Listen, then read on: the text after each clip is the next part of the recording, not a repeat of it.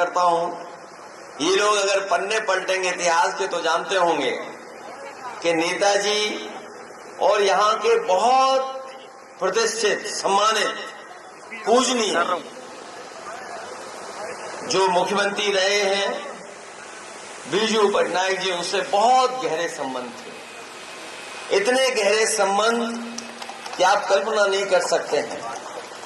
और उस समय दौर राजनीति का दूसरा था, लेकिन उस समय की राजनीति में नेताजी और यहाँ के सबसे पूज्य नेता बहुत ही गहरे संबंध रखते थे। लेकिन इधर मैं देख रहा हूं कि जो भी भारतीय जनता पार्टी के करीब गया है वो बर्बाद हो गया है, के पास चला जाएगा। मैं किसी दल का नाम नहीं लेना चाहता हूं, लेकिन दिल्ली में जब हम लोग रहते थे तो देखते थे कि उड़ीसा के हमारे तमाम लोग हैं जो बीजेपी से दूरी रखेंगे, लेकिन कई ऐसे राजनीतिक घटनाक्रम हुआ जिसमें यहां के लोगों ने हमेशा भारतीय जनता पार्टी का समर्थन किया, और समर्थन का परिणाम ये हुआ है कि भारतीय जनता पार्टी ने अपना रास्ता बना लिया और आज उड़ीसा में भारतीय जनता पार्टी की सरकार बन गई। और ये ऐसे कमाल के लोग हैं, हमारे अध्यक्ष जी ने, हमारे प्रभारी जी ने बताया कि जो दूसरे दल का प्रत्याशी था, अरे यहां भी चोरी हो रही है। अभी तक तो हम लोग वोट की चोरी समझते थे, वोट चोरी की समझते थे बात, लेकिन अब तो मुझे पता लगा है पहले सरकार चोरी की, पहले सरकार चोरी हो गई क्योंकि बहुत करीब पहुंच गए थे, सरकार चोरी हो गई और अब उनके प्रत्याशी की चोरी हो गई। पिछड़ों को सम्मान मिल ही रहा है, हक ही नहीं मिल रहा है।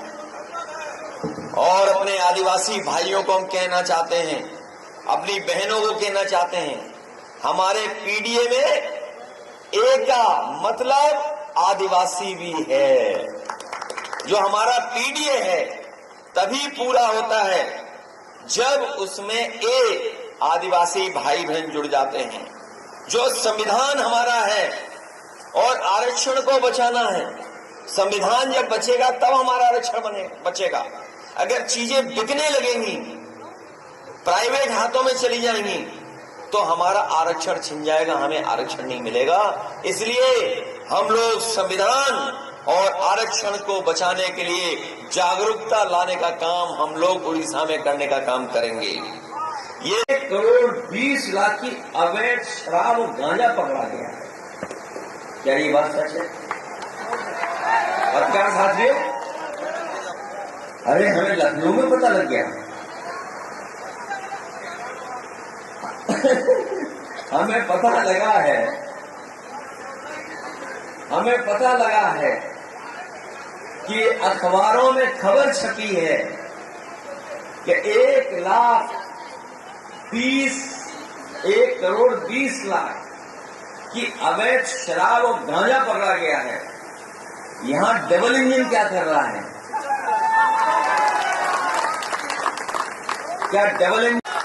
क्या यही बात है कि एक इंजन शराब संभाल रहा है, दूसरा गांजा संभाल रहा है? मुझे सबसे ज्यादा खुशी तब हुई जब मैं एक बार उड़ीसा आया था और यहां पर जो सरकार थी, मैं मुख्यमंत्री था, तो मैंने जानकारी दी कि हम लैपटॉप बांट रहे हैं उत्तर प्रदेश में, लैपटॉप दे रहे हैं बच्चों को पढ़ने के लिए। और ये बात मैं कहकर के भूल गया। उसके बाद जब कुछ सालों बाद मैंने जब अखबार का पन्ना खोला तो मैंने उस अखबार में विज्ञापन देखा कि वर्क स्पीक्स, हिंदी में जो हम नारा दिया करते थे कि काम बोलता है, वो उड़ीसा में भी बोल रहा था। और जो हम लोग लैपटॉप दे रहे थे वो वर्ल्ड स्पीक्स में लैपटॉप यहां बांटने का काम हो रहा था, लेकिन लैपटॉप सबको नहीं दिया, थोड़ा थोड़ा दिया होगा। हम लोगों ने सबको दिया। और अपनी बहनों को भी कहना चाहते, जो माताएं बहनें हैं, हम लोग उत्तर प्रदेश से आए हैं, आपकी लड़ाई, आपका हक और सम्मान दिलाने के लिए हम लोग दिल्ली में भी लड़ने का काम करेंगे। अभी हमारी मदद करो आप लोग। क्या इसमें जनरल का किसी और मिडिल क्लास का कोई रोल नहीं है क्या सर? नहीं, जनरल, मिडिल क्लास या जो आगे से आगे हैं, पहले से जो आगे हैं, उनसे हमारी कोई नाराजगी नहीं है। जो आगे हैं कम से कम उनसे थोड़े पीछे तो रहे हम 100 किलोमीटर पीछे ना रहे। हम थोड़े बराबर तो आए, पीछे रहे, लेकिन थोड़ा तो पीछे आए, करीब आए। लेकिन हमें करीब भी नहीं आने दोगे। और जब हम करीब आने लगे, शिक्षा पा करके, नौकरी पा करके, तो आपने प्राइवेट करना शुरू कर दिया, सब चीज को बेचना शुरू कर दिया। जब चीजें, सर क्या रहेगा सर समाजवादी का स्थिति? मैंने पीडीए का बीज बोया है, और बोने के साथ साथ आप तो किसान हो गए, आप एकदम एडिटर थोड़ी बन जाओगे। पहले तो आपको ज्वाइन कराएंगे, फिर ट्रेनिंग कराएंगे, फिर धीरे धीरे आपकी काबिलियत देकर ऊपर बढ़ेंगे।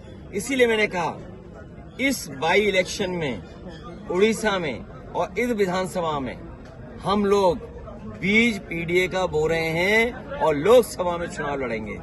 यहां भी लड़ेंगे और मजबूती से नौजवान लड़ेगा हमारा।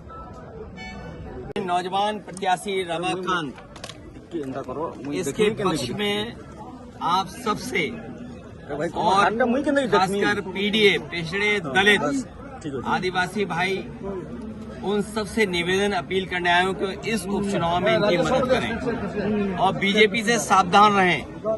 बीजेपी पूरे देश में एक रंगी फैसला लेना चाहते हैं।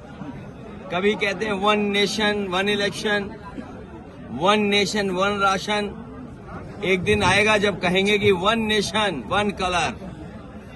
हमारा देश की खूबसूरती ये है कि हम अलग अलग जाति के, अलग अलग धर्म के, अलग अलग परंपराओं, अलग अलग मान्यताओं को मानने वाले लोग हैं। उड़ीसा वो धरती रही है जिसने समाजवादी आंदोलन और खासकर आदिवासी, गरीब, किसान, माताएं बहनों की लड़ाई लड़ी है। पुराना इतिहास उठाएंगे अगर आप, तो एक समय पर नेताजी, समाजवादी पार्टी जिन्होंने बनाई वो, और यहाँ के बहुत ही पूजनीय नेता बिजू पटनायक जी, दोनों ने मिलकर के काम किया। और इधर मैं केवल सावधान करने आया हूँ कि जो बीजेपी से मित्रता करेगा, करीब जाएगा, उसको बीजेपी खा जाएगी। और यहां से अच्छा उदाहरण कहां मिलेगा? यहां की सरकार भी चली गई, प्रत्याशी भी इस विधानसभा का चला गया, और वोट चोरी का जो सिलसिला है इतना खतरनाक है कि हमारे लोकतंत्र को बर्बाद कर देगा। लोकतंत्र अगर खत्म होगा तो संविधान जाएगा, और संविधान जाएगा तो हमारे बाबा साहब भीमराव अम्बेडकर जी का संविधान, जो हमें आरक्षण देता है, अधिकार देता है, हमें सम्मान का जीवन देता है, उस पर खतरा पैदा कर रही है भारतीय जनता पार्टी।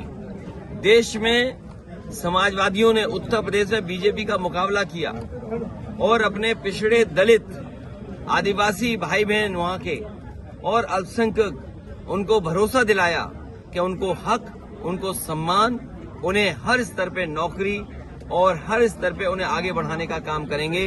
राजनीतिक, आर्थिक और सामाजिक, यही हमारा संविधान कहता है। हम उड़ीसा में आए हैं, ये शुरुआत है।